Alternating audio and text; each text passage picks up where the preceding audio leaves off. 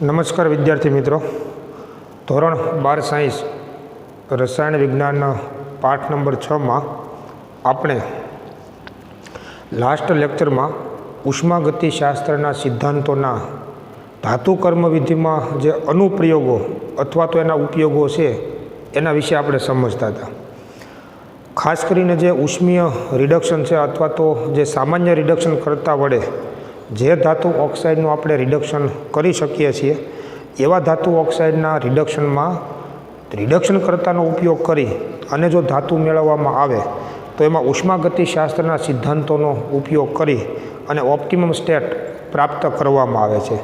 એટલે કયા કયા એવા પ્રકારના ધાતુ ઓક્સાઇડ છે કે જેનું કોઈ સામાન્ય રિડક્શન કરતા વડે રિડક્શન કરી અને જો આપણે ધાતુ મેળવી શકતા હોઈએ તો એવી ધાતુના નિષ્કર્ષણમાં ઉષ્માગતિશાસ્ત્રના સિદ્ધાંતોનો ઉપયોગ અને એલિંગહામ આલેખો કેવી રીતે ઉપયોગી નીવડે છે એને આપણે કેટલાક ઉદાહરણો સાથે સમજીએ છીએ. દાખલા તરીકે આ માટે આપણે સૌપ્રથમ આયર્ન ઓક્સાઇડમાંથી આયર્ન ધાતુનું નિષ્કર્ષણ છે એને આપણે સમજ્યા હતા. અને આયર્ન ધાતુના ઓક્સાઇડમાંથી આયર્ન ધાતુના નિષ્કર્ષણમાં ઉષ્માગતિશાસ્ત્રના સિદ્ધાંતો અને એલિંગહામ આલેખો કેવી રીતે આપણને ઉપયોગી થાય છે એના વિશે આપણે સમજ્યા હતા. આજે એવા બીજા બે ધાતુના નિષ્કર્ષણ આપણે સમજીશું કે જેમાં આ પ્રકારના ઉષ્માગતિશાસ્ત્રના સિદ્ધાંતો અને ધાતુ કર્મ વિધિમાં ઉષ્માગતિશાસ્ત્રના સિદ્ધાંતો અને એલિંગહામ આલેખોનો ઉપયોગ કરી અને ધાતુ ઓક્સાઇડમાંથી રિડક્શન કરતાની મદદથી કેવી રીતે આપણે ધાતુ છે એ પ્રાપ્ત કરી શકીએ. તો આવા બીજા પ્રકારના ધાતુના નિષ્કર્ષણમાં ક્યુપ્રસ ઓક્સાઇડમાંથી કોપર ધાતુનું જે નિષ્કર્ષણ છે એને આપણે સમજીશું. ક્યુપ્રસ ઓક્સાઇડ એટલે Cu2O, જેનું સ્ટોક નોટેશન પદ્ધતિ પ્રમાણે એને કોપર 1 ઓક્સાઇડ તરીકે પણ આપણે ઓળખીએ છીએ, કારણ કે આમાં કોપર ધાતુનો ઓક્સિડેશન આંક +1 છે અને એટલે એને કોપર 1 ઓક્સાઇડ તરીકે પણ ઓળખવામાં આવે છે. હવે આ પણ કોપર ધાતુનો ઓક્સાઇડ અયસ્ક છે, કાચી ધાતુ છે, અને જો એનું કાર્બન કે કોલસા વડે કોક વડે જો રિડક્શન કરવામાં આવે તો આપણને કોપર ધાતુ છે એ પ્રાપ્ત થશે. પરંતુ આ માટે એલિંગહામ આલેખો જે છે એનો ઉપયોગ કરી કેટલું તાપમાન રાખવું જોઈએ અને કયા રિડક્શન કરતાની પસંદગી આમાં કરવી જોઈએ એ એલિંગહામ આલેખોનો ઉપયોગ કરી અને ધાતુ કર્મ વિધિમાં નક્કી કરવામાં આવે છે. તમે વિચારો કે એલિંગહામ આલેખો શું છે? તો કોઈ પણ તત્વના ઓક્સાઇડના નિર્માણ દરમિયાન થતી જે પ્રક્રિયા છે એ પ્રક્રિયા સાથે સંકળાયેલા મુક્ત ઉર્જા ફેરફાર વિરુદ્ધ તાપમાન Tના આલેખો છે. H.J.T. એલિંગહામ નામના વૈજ્ઞાનિકે જુદા જુદા પ્રકારના ધાતુ કે અધાતુ એવા કોઈ પણ તત્વના ઓક્સિડેશન કરી અને એના ઓક્સાઇડના નિર્માણની જે થતી પ્રક્રિયા છે એની સાથે સંકળાયેલા મુક્ત ઉર્જા ફેરફાર વિરુદ્ધ તાપમાન Tના આલેખો જે દોર્યા એને આપણે એલિંગહામ આકૃતિઓ અથવા એને એલિંગહામ આલેખો તરીકે આપણે ઓળખીએ છીએ. તો આ એલિંગહામ આલેખમાં તમે જુઓ તો ખરેખર કોપરમાંથી જે કોપરનો ઓક્સાઇડ બનવાની જે પ્રક્રિયા છે એનો આલેખ તમે જુઓ એ ઉપરની તરફ જાય છે અથવા ઊંચે છે. એલિંગહામ આલેખોમાં ખરેખર સૌથી ઊંચે જો કોઈ વક્ર હોય તો એ કોપરમાંથી કોપરનો ઓક્સાઇડ બનવાનો આલેખ છે એ ઉપરની તરફ છે. રિડક્શન કરતા તરીકે તમે કાર્બન લો તો કાર્બનનું રૂપાંતર કાર્બન મોનોક્સાઇડમાં થાય. જો તમે રિડક્શન કરતા તરીકે કાર્બન મોનોક્સાઇડ લો તો એનું ઓક્સિડેશન થઈને CO2 વાયુ નીપજે. પરંતુ આ બંને વક્રો એ ખૂબ જ એલિંગહામ આલેખોમાં કાર્બનમાંથી કાર્બન મોનોક્સાઇડ બનવાનો વક્ર કે કાર્બન મોનોક્સાઇડમાંથી કાર્બન ડાયોક્સાઇડ બનવાનો વક્ર છે એ ખૂબ જ નીચે તરફ છે, જે લગભગ 500 થી 800 કેલ્વિન જેટલા નીચા તાપમાને એ આ બંને વક્રો આપણને જોવા મળે છે. આનો અર્થ એવો થયો કે એલિંગહામ આલેખોમાં કોપરમાંથી કોપરનો ઓક્સાઇડ બનવાનો વક્ર ખૂબ ઊંચે છે અને કાર્બનમાંથી કાર્બનના ઓક્સાઇડ બનવાનો જે વક્ર છે અથવા કાર્બન મોનોક્સાઇડમાંથી કાર્બન ડાયોક્સાઇડ બનવાનો જે વક્ર છે એ ખૂબ નીચે છે, જે લગભગ 500 થી 800 કેલ્વિન તાપમાન કરતાં પણ નીચેના તાપમાને જોવા મળે છે. આનો અર્થ એવો થયો કે તો પછી કોપર ઓક્સાઇડ જે છે ક્યુપ્રસ ઓક્સાઇડ એનું રિડક્શન કોક અથવા કોલસા વડે કરવાથી સરળતાથી તેનું રિડક્શન થશે અને રિડક્શન થઈ અને આપણને કોપર ધાતુ છે એ પ્રાપ્ત થશે. એટલે ધાતુ કર્મ વિધિમાં ખરેખર તમે જુઓ તો આ કોપરનો જે ઓક્સાઇડ છે ક્યુપ્રસ ઓક્સાઇડ એનું રિડક્શન કાર્બન અથવા કોલસા વડે સરળતાથી થાય છે। એલિંગહામ આલેખો પરથી આપણને એવું જણાય છે। અને જો કાર્બન અથવા કોલસા વડે રિડક્શન કરવામાં આવે તો એનું ખૂબ જ સરળતાથી રિડક્શન થઈ અને આપણને કોપર ધાતુ છે એ પ્રાપ્ત થશે। જેમ આપણે આયર્ન ઓક્સાઇડનું રિડક્શન વાત ભઠ્ઠીમાં જુદા જુદા તાપમાનના ગાળામાં કર્યું, એવી જ રીતે કોઈ યોગ્ય ભઠ્ઠીનો ઉપયોગ કરી યોગ્ય તાપમાન જાળવી અને જો ક્યુપ્રસ ઓક્સાઇડનું રિડક્શન કાર્બન અથવા કોલસા વડે જો કરવામાં આવે તો આપણને એમાંથી કોપર ધાતુ છે એ પ્રાપ્ત થશે। આ ઉપરાંત આપણે જાણીએ તે પ્રમાણે ખરેખર એક હકીકત એવી પણ છે કે આયર્ન ધાતુને ઓક્સિજન પ્રત્યે વધુ આકર્ષણ હોય અને કોપર ધાતુને સલ્ફર પ્રત્યે વધુ આકર્ષણ હોય અને તેથી શું થાય તો કુદરતમાં પણ આપણને ઘણી બધી કોપરની અયસ્ક એ સલ્ફાઇડ સ્વરૂપે મળે છે।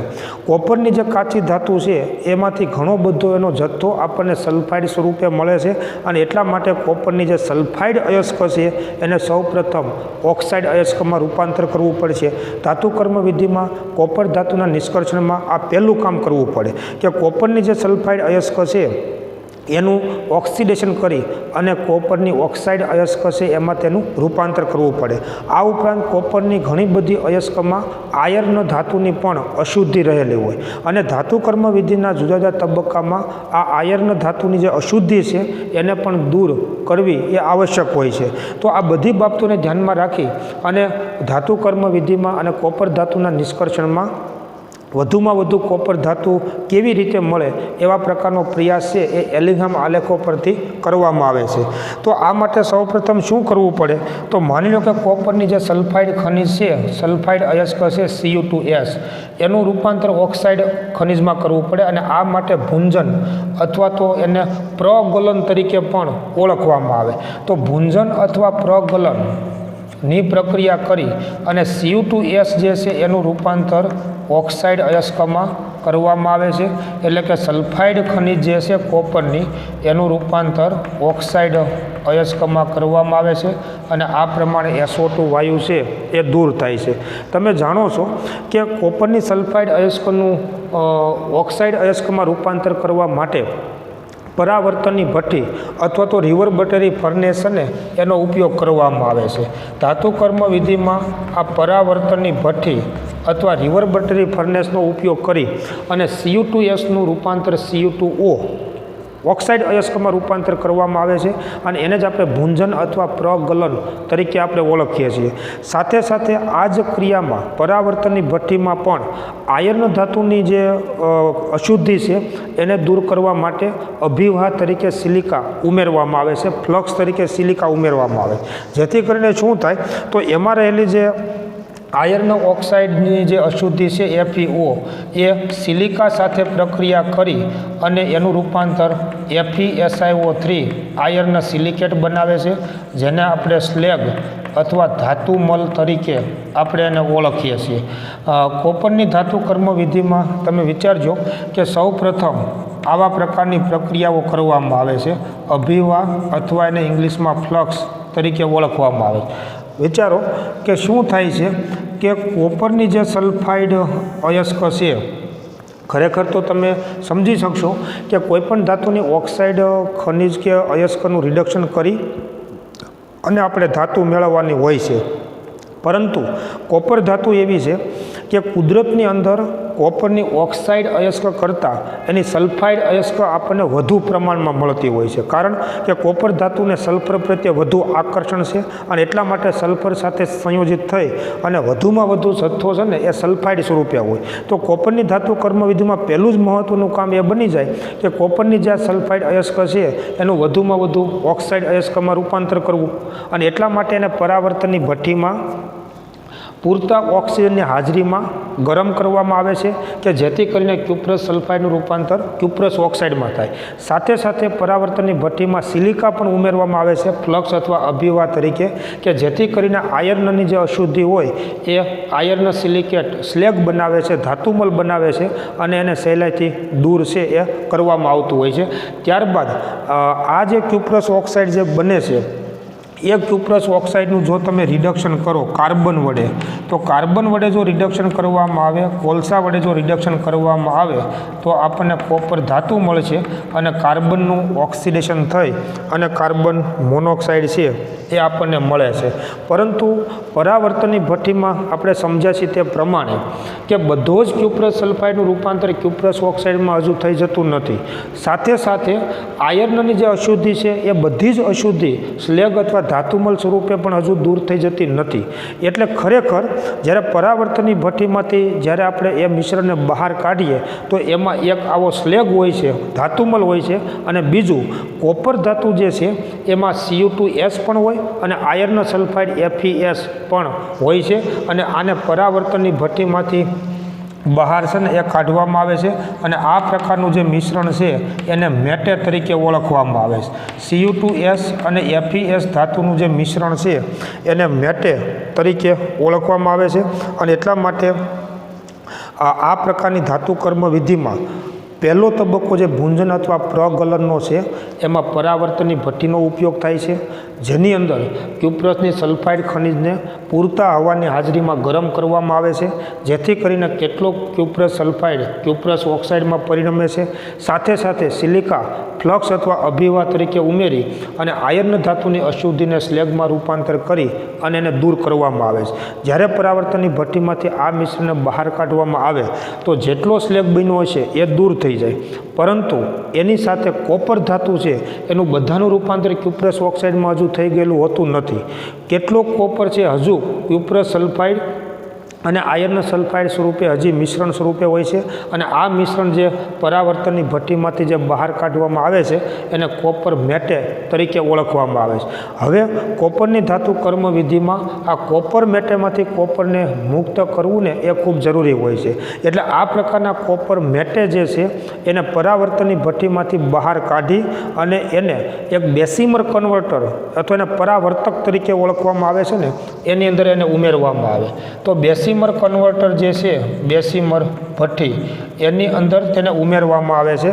અને આ બેસીમર કન્વર્ટર જે છે એને ખરેખર માત્ર પરિવર્તક કન્વર્ટર તરીકે પણ બેસીમર કન્વર્ટર બોલાય. એને એક પ્રકારની એ ભઠ્ઠી છે અથવા એને પરાવર્તક કન્વર્ટર, પરાવર્તક ભઠ્ઠી તરીકે પણ એને ઓળખવામાં આવે છે.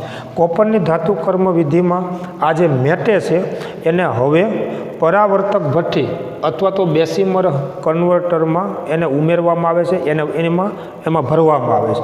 હવે આ જે બેસીમર ભઠ્ઠી છે અથવા બેસીમર કન્વર્ટર છે એને કન્વર્ટર એટલે જ કહેવામાં આવે છે કે એમાં ક્યુપ્રસ ઓક્સાઇડનું રૂપાંતર એ કોપરમાં થઈ જશે અને આ ક્યુપ્રસ સલ્ફાઇડ જે હજુ હોય છે એનું રૂપાંતર કોપરમાં થઈ જશે.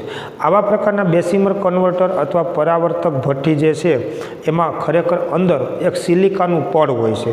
અથવા એમ તમે વિચારો કે આ પ્રકારનું જે મેટે છે એ બેસીમર કન્વર્ટરની અંદર ભરવામાં આવે છે અને એની સાથે હજુ એમાં પણ સિલિકા છે ને એ એડ કરવામાં આવે છે, જેથી કરીને શું થાય તો એમાં કોપર મેટેમાં રહેલું જે ક્યુપ્રસ સલ્ફાઇડ છે એ ક્યુપ્રસ સલ્ફાઇડનું વધુ ક્યુપ્રસ ઓક્સાઇડમાં રૂપાંતર થાય છે. ઉપરાંત એમાં જે FeS જે છે એનું પણ વધુ ઓક્સિડેશન થઈ અને FeO અથવા ફેરસ ઓક્સાઇડ બનાવે છે, જે ઉમેરેલા સિલિકા સાથે પ્રક્રિયા કરી અને વળી પાછો સ્લેગ બનાવશે. એટલે ખરેખર આમાં બે કામ થશે કે ક્યુપ્રસ સલ્ફાઇડનું રૂપાંતર ક્યુપ્રસ ઓક્સાઇડમાં થાય, FeS જે છે એનું ઓક્સિડેશન FeOમાં થાય, સાથે આ પ્રક્રિયા થઈને એમાંથી સ્લેગ છે ને એ બની જતો હોય છે. તો આ પ્રકારના બેસીમર કન્વર્ટરમાં કોપર મેટે ને લઈ સિલિકા ઉમેરી અને ગરમ હવાનો પ્રવાહ, ગરમ હવાનો વાત જો ફૂંકવામાં આવે તો આમાં રહેલું જે FeS જે છે ફેરસ સલ્ફાઇડ, કેમ કે બેસીમર કન્વર્ટરમાં આપણે શું ઉમેરવાનું છે તો કે Cu2S પ્લસ FeS, જેને આપણે મેટે તરીકે ઓળખીએ છીએ, મેટે. અને આ ઉપરાંત એમાં સિલિકા SiO2 ઉમેરવામાં આવે છે કે આટલું ઉમેરણ કરવામાં આવે છે બેસીમર કન્વર્ટરમાં, જેથી કરીને શું થાય કે ગરમ હવાનો જો વાત ફૂંકવામાં આવે તો ફેરસ સલ્ફાઇડ જે છે એ ઓક્સિજન સાથે પ્રક્રિયા કરી અને FeO બનાવશે, ફેરસ ઓક્સાઇડ બનાવે છે અને સલ્ફર જે છે એ SO2 વાયુ સ્વરૂપે દૂર થાય.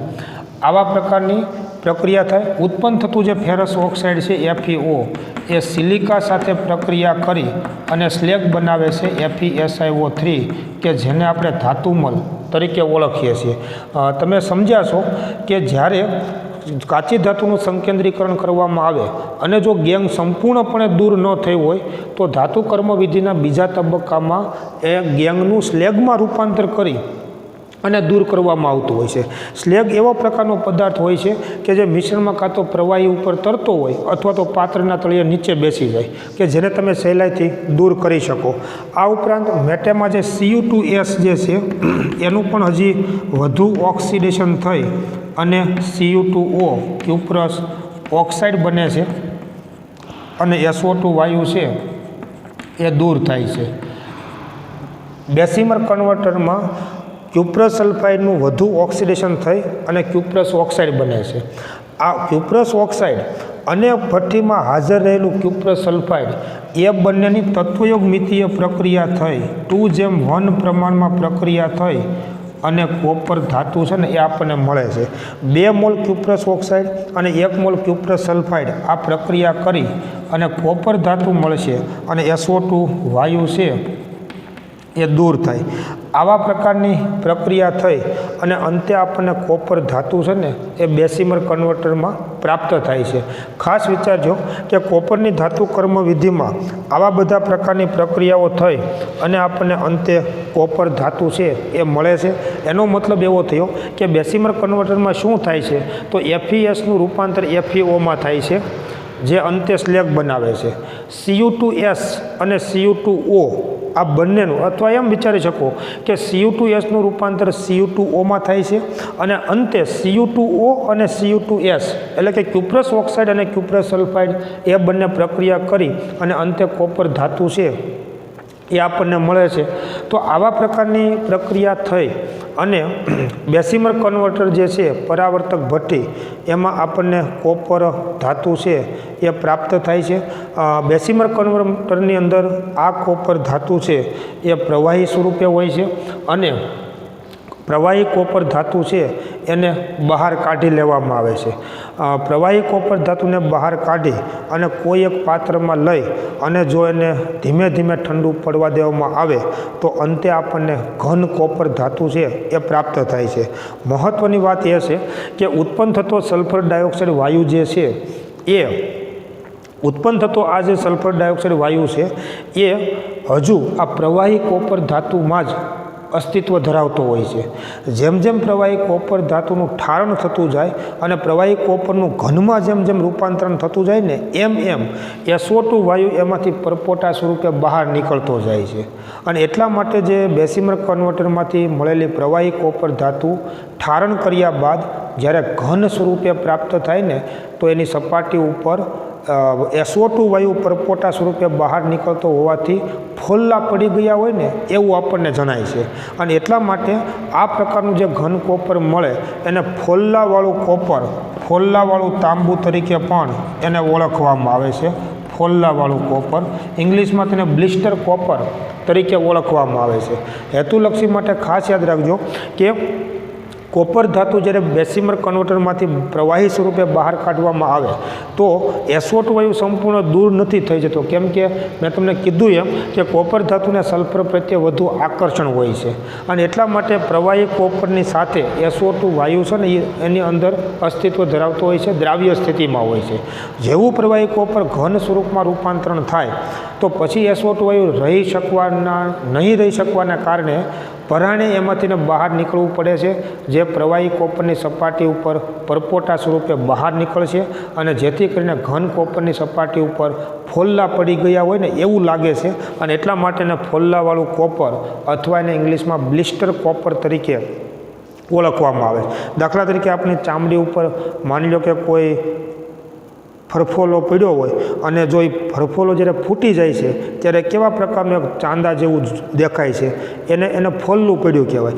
આવા પ્રકારના ફોલ્લા એક ઘન કોપર ધાતુની સપાટી ઉપર દેખાય છે અને એટલા માટે એને ફોલ્લાવાળું કોપર અથવા એને ઇંગ્લિશમાં બ્લિસ્ટર કોપર તરીકે એને ઓળખવામાં આવે। તો કોપરની જે ધાતુ કર્મવિધિ છે મિત્રો એ ખરેખર આયર્ન ધાતુની જે ધાતુ કર્મવિધિ હતી એના કરતાં પણ થોડીક સરળ છે. ખાસ કરીને આમાં પરાવર્તનની ભઠ્ઠી અને બેસીમર કન્વર્ટર આ બંનેનો ઉપયોગ કરી અને અંતે આપણને કોપર ધાતુ છે એ પ્રાપ્ત થાય છે. એલિંગહામ આલેખો પણ એવું સમજાવે છે કે કોપરનું રિડક્શન કાર્બન જેવા રિડક્શન કરતાની મદદથી ઘણું સરળ છે. અહીંયા આગળ તમે જુઓ કે પરાવર્તનની ભઠ્ઠીમાં જેટલો ક્યુપ્રસ ઓક્સાઇડ બન્યો હોય છે એટલા ક્યુપ્રસ ઓક્સાઇડનું રિડક્શન કાર્બન વડે કરી અને કોપર ધાતુ મેળવી લેવામાં આવે, જે ઘણું સરળ છે. એલિંગહામ આલેખો માટે એલિંગહામ આલેખો પરથી જો આપણે આ પ્રક્રિયા સાથે સંકળાયેલા મુક્ત ઉર્જા ફેરફારનું મૂલ્ય આપણે જોઈએ ને તો એ ઋણ મળે છે. અને આ પ્રક્રિયા સાથે સંકળાયેલા મુક્ત ઉર્જા ફેરફારનું મૂલ્ય કેમ મેળવવાનું તો એ આપણે આયર્ન ધાતુના નિષ્કર્ષણ વખતે સમજ્યા છીએ. વિચારો કે આમાં ખરેખર બે પ્રકારની ક્રિયાઓ થાય છે. એક ક્યુપ્રસ ઓક્સાઇડનું રિડક્શન અને બીજું કાર્બનનું ઓક્સિડેશન. બંને પ્રક્રિયા સાથે સંકળાયેલા મુક્ત ઉર્જા ફેરફારનો સરવાળો કરો એ આ યુગ્મન પ્રક્રિયા સાથે સંકળાયેલો મુક્ત ઉર્જા ફેરફાર કહેવાય. અને એનું મૂલ્ય આપણને ઋણ મળે છે. એટલે આ પ્રક્રિયા છે એ 500 થી 600 કેલ્વિન જેટલા તાપમાને કરી શકાય છે અને આપણને કોપર ધાતુ છે એ મળી શકશે. પણ મહત્ત્વની વાત એ છે કે પરાવર્તનની ભઠ્ઠીમાં બધું જ ક્યુપ્રસ સલ્ફાઇડ ક્યુપ્રસ ઓક્સાઇડમાં રૂપાંતરિત થઈ જતું નથી. અને એટલે જેટલું ક્યુપ્રસ ઓક્સાઇડ આપણને મળે એનું કાર્બન વડે રિડક્શન કરીને કોપર ધાતુ મળી જાય. પરંતુ હજુ જે ક્યુપ્રસ સલ્ફાઇડ બાકી રહી ગયું છે એ ક્યુપ્રસ સલ્ફાઇડ અને હજી અશુદ્ધિ તરીકે એમાં જે ફેરસ સલ્ફાઇડ છે એને બહાર કાઢ લેવામાં આવે છે, જેને મેટે તરીકે ઓળખવામાં આવે છે. અને આ મેટેને ફરી વખત બેસીમર કન્વર્ટર અથવા પરાવર્તક ભઠ્ઠીમાં આ પ્રમાણે જો એને ગરમ કરવામાં આવે તો આવા પ્રકારની પ્રક્રિયાઓ થઈ અને અંતે આપણને ફોલ્લાવાળું કોપર અથવા બ્લિસ્ટર કોપર છે એ પ્રાપ્ત થાય છે. તો આમાં પણ એલિંગહામ આલેખો અને ઉષ્માગતિશાસ્ત્રના સિદ્ધાંતોનો ઉપયોગ કરી અને ઉદ્યોગોની અંદર ક્યુપ્રસ ઓક્સાઇડમાંથી કોપર ધાતુનું નિષ્કર્ષણ છે એ કરવામાં આવે છે. આવી જ રીતે ત્રીજા પ્રકારની જે ધાતુ છે એ છે ઝીંક ધાતુ છે. અને ઝીંકનો જે ઓક્સાઇડ અયસ્ક છે એમાંથી ઝીંક ધાતુનું નિષ્કર્ષણ કરવા માટે પણ એલિંગહામ આલેખો અને ઉષ્માગતિશાસ્ત્રના સિદ્ધાંતોનો ઉપયોગ કરી અને ઉદ્યોગની અંદર ઝીંક ધાતુનું નિષ્કર્ષણ કરવામાં આવે છે. તો ત્રીજા પ્રકારનું જે આવું નિષ્કર્ષણ છે મિત્રો એ છે ઝીંક ઓક્સાઇડમાંથી ઝીંકનું નિષ્કર્ષણ છે. કે ઝીંક ઓક્સાઇડમાંથી ઝીંક ધાતુનું નિષ્કર્ષણ. હવે આના નિષ્કર્ષણ માટે પણ ઉષ્માગતિશાસ્ત્રના સિદ્ધાંતો અને એલિંગહામ આલેખોનો ઉપયોગ કરી અને આ ઝીંકના ઓક્સાઇડમાંથી ઝીંક ધાતુનું નિષ્કર્ષણ છે એ કરવામાં આવે છે. જો તમે આના માટે જો તમે એલિંગહામ આલેખો તમે જોશો તો ઝીંકમાંથી ઝીંકના ઓક્સાઇડ બનવાનો જે વક્ર છે આ વક્ર એ ઉપર તરફ છે. અને કાર્બનમાંથી કાર્બન મોનોક્સાઇડ બનવાનો વક્ર અથવા કાર્બન મોનોક્સાઇડમાંથી કાર્બન ડાયોક્સાઇડ બનવાનો જે વક્ર છે એ એલિંગહામ આલેખોમાં નીચેની તરફ છે.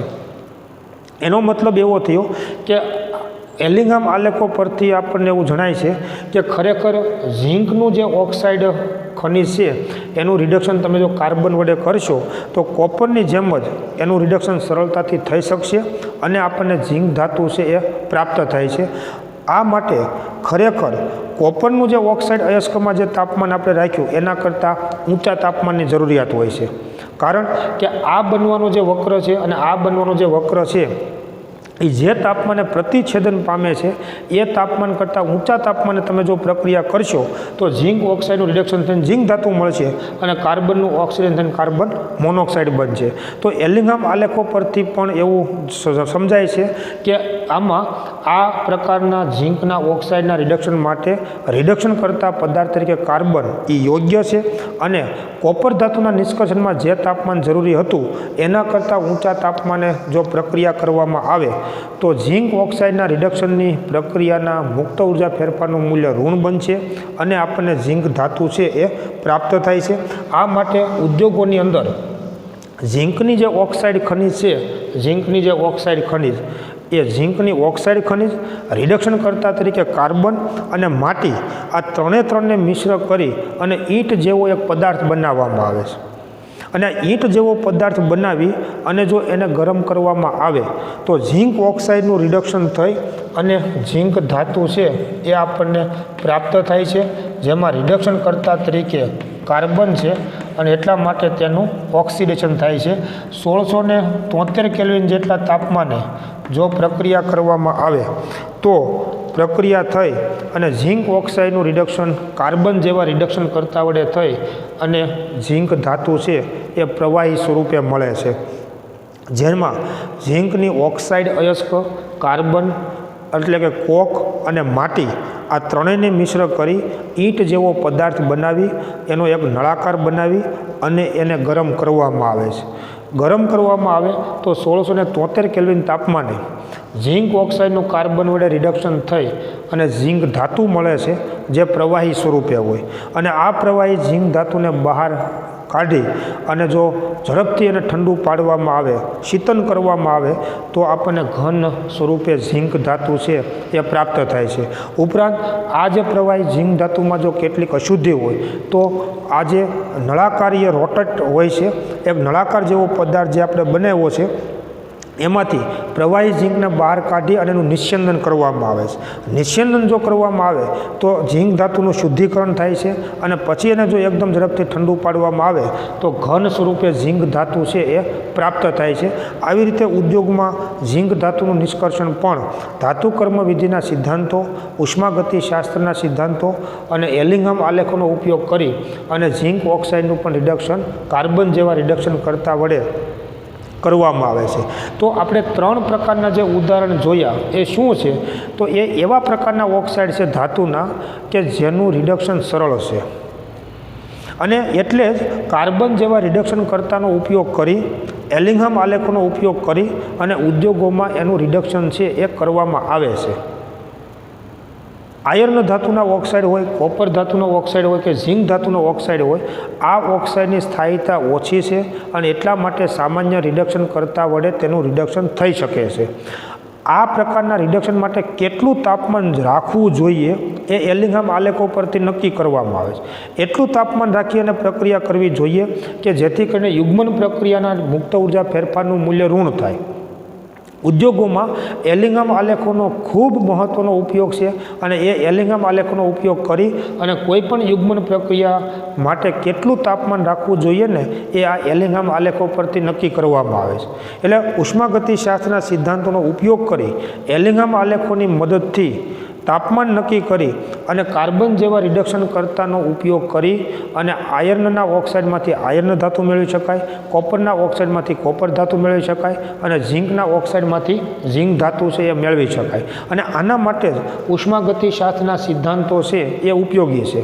પરંતુ આપણે અગાઉ વાત કરી હતી તે પ્રમાણે કેટલીક ધાતુના ઓક્સાઇડ એવા હોય છે કે જે ખૂબ સ્થાયી હોય, જેનું રિડક્શન કોઈ સામાન્ય રિડક્શન કરતાની મદદથી કરી શકાતું નથી. દાખલા તરીકે Al2O3, માની લો કે આ પ્રકારના એલ્યુમિનિયમ ધાતુનો જે ઓક્સાઇડ છે તો આનું રિડક્શન સામાન્ય રિડક્શન કરતાનો ઉપયોગ કરી અને થઈ શકતું નથી.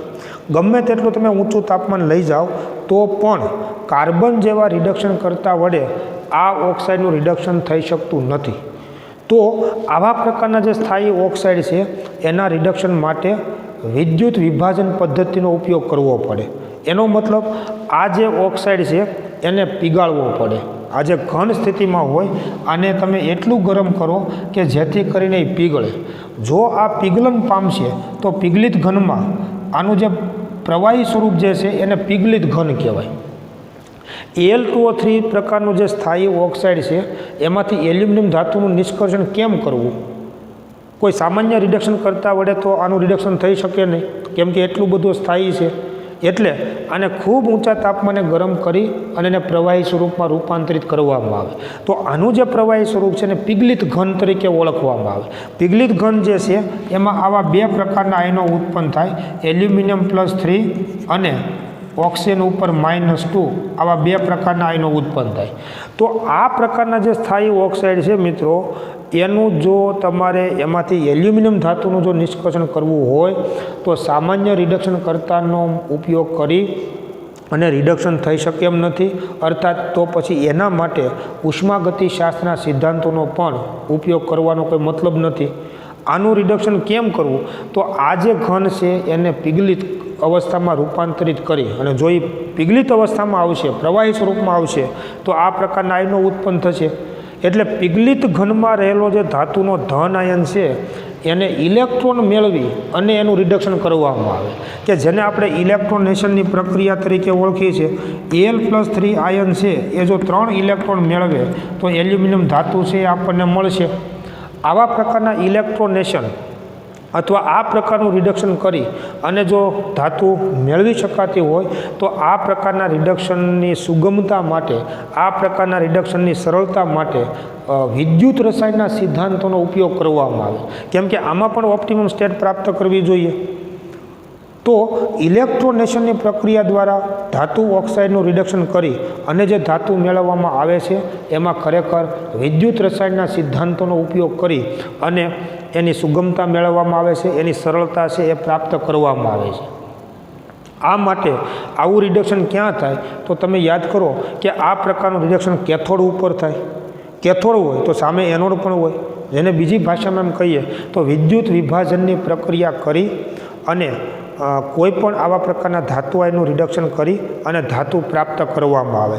આપણા પાઠની અંદર આના પછીનો ખૂબ મહત્ત્વનો મુદ્દો છે એ છે ધાતુ કર્મવિધિના વિદ્યુત રાસાયણિક સિદ્ધાંતો, જે ખાસ કરીને આવા પ્રકારના સ્થાયી ઓક્સાઇડના રિડક્શન માટે જરૂરી હોય છે. અને એ સ્થાયી ઓક્સાઇડના રિડક્શન કરવા માટે એનું સામાન્ય રિડક્શન કર્તાનો ઉપયોગ કરી અને આપણે એનું રિડક્શન કરી શકતા નથી. તો કાં તો એનું વિદ્યુત વિભાજન કરવું પડે અથવા તો કોઈ પ્રબળ રિડક્શન કરતા તરીકે કોઈ ધાતુનો ઉપયોગ કરી અને દ્રાવણમાં રહેલા ધાતુ આયનનું રિડક્શન છે એ કરી અને ધાતુ છે એ પ્રાપ્ત કરવામાં આવતી હોય છે. પરંતુ એના માટે વિદ્યુત રસાયણના સિદ્ધાંતો જે આપણે સમજ્યા છીએ એ વિદ્યુત રસાયણના સિદ્ધાંતોનો ઉપયોગ કરી અને આ રિડક્શનની સુગમતા અથવા આ રિડક્શનની સરળતા છે એ પ્રાપ્ત કરી શકાય. તો એને આપણે સમજવાનું છે. પણ એને સમજીએ તે પહેલાં અતિ મહત્ત્વના 2 કોયડાઓ કે લખાણ સંબંધિત પ્રશ્નો આપણી બુકમાં આપેલા છે અને એ તમે જોઈ શકશો કે 6.3 તમે જુઓ. પ્રક્રિયા Cr2O3 + 2 ટાઈમ એલ્યુમિનિયમ આવી એક પ્રક્રિયા આપી છે. લખાણ સંબંધિત જે પ્રશ્ન છે 6.3 એની તમે પ્રક્રિયા જુઓ મિત્રો, કે પ્રક્રિયામાં શું આપ્યું છે કે ક્રોમિયમનો ઓક્સાઇડ છે જે એલ્યુમિનિયમ સાથે પ્રક્રિયા કરી અને Al2O3 બનાવે છે અને ક્રોમિયમ ધાતુ છે એ મુક્ત થાય છે. એની સાથે સંકળાયેલા મુક્ત ઉર્જા ફેરફારનું મૂલ્ય કેટલું છે? તો -421 કિલો જૂલ જેટલું છે. હવે આ પ્રક્રિયાનો તમે અભ્યાસ કરો કે અહીંયા તમે કોઈ લખાણ સંબંધિત પ્રશ્ન જે 6.3 છે એમાં આ પ્રક્રિયા આપી છે અને પ્રક્રિયા સાથે સંકળાયેલા મુક્ત ઉર્જા ફેરફારનું મૂલ્ય -421 કિલો જૂલ જેટલું આપેલું છે. તો તમે આના ઉપરથી કહી શકશો કે જો આ પ્રક્રિયા, અને બીજું કે પ્રક્રિયામાં તમે જોઈ શકો ક્રોમિયમનો જે ઓક્સાઇડ છે એનું રિડક્શન થઈને ક્રોમિયમ ધાતુ મળે છે અને એલ્યુમિનિયમનું ઓક્સિડેશન થઈને એલ્યુમિનિયમનું ઓક્સાઇડ બને છે. પરંતુ આ યુગ્મન પ્રક્રિયામાં સાથે સંકળાયેલા મુક્ત ઉર્જા ફેરફારનું મૂલ્ય ઋણ છે. મતલબ આ પ્રક્રિયા થશે. આ પ્રકારની પ્રક્રિયામાં સરળતા છે અને સરળતાથી પ્રક્રિયા થઈ અને આપણને ક્રોમિયમ ધાતુ મળશે.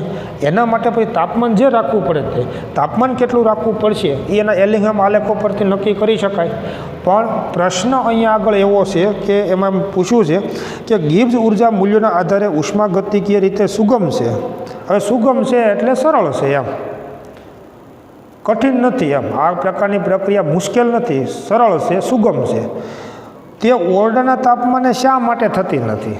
જો મેં તમને હમણાં વાત કરી તે પ્રમાણે કે કદાચ તમે ઓરડાના તાપમાને પ્રક્રિયા કરો તો ΔGનું મૂલ્ય ધન થઈ જાય, તો આ સુગમતા નહીં રહે. એનો મતલબ એવો થયો કે જો આ પ્રક્રિયા સાથે સંકળાયેલા મુક્ત ઉર્જા ફેરફારનું મૂલ્ય ઋણ કરવું હોય ને તો એના માટે અમુક ઊંચું આવશ્યક તાપમાન જરૂરી છે. એના કરતાં નીચા તાપમાને તમે પ્રક્રિયા કરો તો ΔGનું મૂલ્ય ઋણ નહીં રહે, તો પ્રક્રિયામાં સુગમતા નહીં રહે. એનો મતલબ એવો થયો કે ભલે ઉષ્માગતિકીય રીતે આ પ્રક્રિયા સરળ હોય પરંતુ દરેક પ્રક્રિયાને કોઈ એક એવી સક્રિયકરણ ઉર્જા પણ હોય છે અને આ સક્રિયકરણ ઉર્જા પ્રાપ્ત કરવા માટે એને અમુક ઊંચા તાપમાને ગરમ કરવું પડશે અને તો જ એના માટે ΔGનું મૂલ્ય ઋણ બનશે અને ત્યારે પ્રક્રિયા થશે. ત્યાર પછીનો લખાણ સંબંધિત પ્રશ્ન તમે જુઓ એ ખૂબ મહત્ત્વનો છે 6.4 અને ઘણી બધી વખત કેટલીક પરીક્ષાઓમાં પૂછવામાં પણ આવે છે. શું એ સાચું છે કે કોઈક પરિસ્થિતિમાં મેગ્નેશિયમ Al2O3નું રિડક્શન કરી શકે અને મેગ્નેશિયમ ઓક્સાઇડનું રિડક્શન એલ્યુમિનિયમ કરી શકે? આ પરિસ્થિતિ શું છે? હવે અહીંયા બે વાત થઈ કે પહેલું જે છે એમાં મેગ્નેશિયમ Al2O3નું રિડક્શન કરે છે. એટલે Al2O3 પ્લસ મેગ્નેશિયમ તમે લખશો એટલે એલ્યુમિનિયમ ધાતુ આપણને મળશે અને પ્લસ મેગ્નેશિયમ ઓક્સાઇડ છે એ મળશે. એક પ્રક્રિયા આવી થઈ. બીજી પ્રક્રિયા શું થઈ કે મેગ્નેશિયમ ઓક્સાઇડ છે એનું રિડક્શન એલ્યુમિનિયમ ધાતુ કરશે તો મેગ્નેશિયમ ધાતુ મળશે અને એલ્યુમિનિયમનું ઓક્સિડેશન થઈ અને Al2O3 આપણને મળશે. સમીકરણ તમે બેલેન્સ કરશો તો આવી રીતે થઈ શકે. બરાબર. જો બંને પ્રક્રિયા જે છે એ કઈ પરિસ્થિતિમાં થશે અને આ પરિસ્થિતિ શું હોય છે તો તમે જો આ બંને પ્રક્રિયામાં થયું શું તો આમાં એલ્યુમિનિયમના ઓક્સાઇડનું રિડક્શન થયું અને મેગ્નેશિયમ ધાતુનું ઓક્સિડેશન થયું. અહીંયા શું થયું તો કે મેગ્નેશિયમના ઓક્સાઇડનું રિડક્શન થયું અને એલ્યુમિનિયમ ધાતુનું ઓક્સિડેશન થયું. બંને પ્રકારની પ્રક્રિયાઓ માટે તમે જો એલિંગહામ આલેખો તમે જુઓ ને, હવે કયા એલિંગહામ આલેખો તો મેગ્નેશિયમમાંથી મેગ્નેશિયમ ઓક્સાઇડ બનાવવાનો આલેખ અને એલ્યુમિનિયમમાંથી એલ્યુમિનિયમ ઓક્સાઇડ બનવાનો જે આલેખ છે વક્ર, આ બંને વક્રો તમે જો એલિંગહામ આલેખોમાં તમે જુઓ ને તો એ 1350°C તાપમાને પ્રતિછેદન પામે છે. બંને ધાતુના ઓક્સાઇડ બનવાના વક્રો તમે જો એલિંગહામ આલેખોમાં તમે જુઓ તો એ 1350°C તાપમાને પ્રતિછેદન પામે છે અથવા તો ત્યાંય છેદે છે અને આ તાપમાને ડેલ્ટા જીનું મૂલ્ય 0 થાય. પરંતુ જો 1350°C તાપમાનથી નીચા તાપમાને આ પ્રક્રિયાની સુગમતા હોય છે અથવા તો આ પ્રકારની પ્રક્રિયા થશે, આના માટે ડેલ્ટા જીનું મૂલ્ય ઋણ બનશે અને 1350થી ઊંચા તાપમાને આના માટે ડેલ્ટા જીનું મૂલ્ય ઋણ બનશે. એટલે જો તમારે આ પ્રકારની પ્રક્રિયા કરવી હોય તો આનું તાપમાન 1350°Cથી નીચું રાખવું પડે. જો તમારે આ પ્રકારની પ્રક્રિયા કરવી હોય તો આનું તાપમાન 1350°Cથી ઊંચું રાખવું પડે. આ પરિસ્થિતિ જરૂરી હોય. જો તમે 1350°C તાપમાન નીચું રાખશો તો આ પ્રકારની પ્રક્રિયા માટે ડેલ્ટા જીનું મૂલ્ય ઋણ થશે. જો તમે 1350°Cથી ઊંચું તાપમાન રાખશો તો આ પ્રકારની પ્રક્રિયાનું માટે ડેલ્ટા જીનું મૂલ્ય ઋણ બનશે. અને તમે જોઈ શકો છો કે આ જે પ્રક્રિયા છે એની પ્રતિગામી પ્રક્રિયા આ છે, જોઈ લો તમે, અથવા આની પ્રતિગામી પ્રક્રિયા આ છે તો એક્ઝેક્ટ 1350°C તાપમાને ડેલ્ટા જીનું મૂલ્ય 0 થાય. પરંતુ એના કરતાં નીચા તાપમાને આના માટે ડેલ્ટા જીનું મૂલ્ય ઋણ થાય તો આ પ્રક્રિયા થશે અને 1350થી ઊંચા તાપમાને આ પ્રક્રિયા માટે ડેલ્ટા જીનું મૂલ્ય ઋણ બનશે અને ત્યારે આ પ્રક્રિયા થશે. એટલે આવી પરિસ્થિતિ જરૂરી હોય છે. પરંતુ આવી પરિસ્થિતિનો ઉપયોગ કરી અને આપણે ઉદ્યોગોમાં એલ્યુમિનિયમ ધાતુ કે મેગ્નેશિયમ ધાતુનું નિષ્કર્ષણ કરતા નથી. આવો પ્રશ્ન આપણે અગાઉ એકવાર ચર્ચામાં લીધેલો હતો. ઉદ્યોગોમાં ખરેખર આપણે આ રીતે પ્રક્રિયા કરીને એલ્યુમિનિયમ ધાતુ મેળવતા નથી. કારણ કે મેં તમને અગાઉ કીધું હતું કે જો તમે આવી પ્રક્રિયા કરો તો તમને એલ્યુમિનિયમ ધાતુ મળશે પણ તમે બીજી એક ધાતુ ગુમાવો છો તો એ ફાયદાકારક નથી. માનો કે તમને એમ થાય કે મારે મેગ્નેશિયમનું નિષ્કર્ષણ આવી રીતે આમ કરવું છે તો મેગ્નેશિયમ ધાતુ તમને મળશે પણ તમે મેગ્નેશિયમ કરતાં વધુ કિંમતી ધાતુ એલ્યુમિનિયમ છે ને એ ગુમાવો છો. એટલે ઉદ્યોગોમાં એલ્યુમિનિયમ કે મેગ્નેશિયમનું આ રીતે નિષ્કર્ષણ કરવામાં આવતું નથી. પણ ઉષ્માગતિકીય સિદ્ધાંતો અને એલિંગહામ આલેખો એવું સમજાવે છે કે આવી પરિસ્થિતિમાં થઈ શકે. 1350°C કરતાં નીચા તાપમાને આ પ્રકારનું પ્રક્રમ થઈ શકે અને 1350થી ઊંચા તાપમાને આ પ્રકારનું પ્રક્રમ થઈ શકે અને આપણે ધાતુઓ મળશે. પણ ઉદ્યોગોની અંદર આવી રીતે આ ધાતુના નિષ્કર્ષણ કરવામાં આવતા નથી. એ બિનવ્યવહારુ છે. હવે બિનવ્યવહારુ છે એનો મતલબ મોંઘું પડે. તમને એક ધાતુ મળે તો બીજી ધાતુ તમે ગુમાવતા હો તો એ પ્રકારની સ્થિતિને ઓપ્ટિમમ સ્ટેટ કહેવાય નહીં. એટલે આ પ્રક્રમ બિનવ્યવહારુ છે. ઉષ્માગતિક એ રીતે સુગમ છે, પણ ઉદ્યોગોમાં એ બિનવ્યવહારુ છે, મતલબ એનો ઉપયોગ નથી થતોનું કારણ કે મેં કીધું એમ એક ધાતુ મળે તો બીજે તમે ગુમાવો છો. એટલે ખરેખર એલ્યુમિનિયમ ઓક્સાઇડમાંથી આવી પ્રક્રિયા વડે એલ્યુમિનિયમ ધાતુ મેળવવી એ બિનવ્યવહારુ છે. અને એટલે તમે યાદ કરો, આપણે હોલ હેરાઉલ્ટ પ્રવિધિ અથવા તો વિદ્યુત વિભાજન કરી અને આ પ્રકારની ઇલેક્ટ્રોનેશનની પ્રક્રિયા કરી અને એલ્યુમિનિયમ ધાતુ છે એ આપણે પ્રાપ્ત કરીએ છીએ. એના માટે વિદ્યુત રસાયણના સિદ્ધાંતોનો ઉપયોગ છે એ કરવામાં આવે છે, એને આપણે સમજવાનું છે. પરંતુ આપણે એની વાત આવતા નેક્સ્ટ લેક્ચરમાં કરીશું. Thank you very much.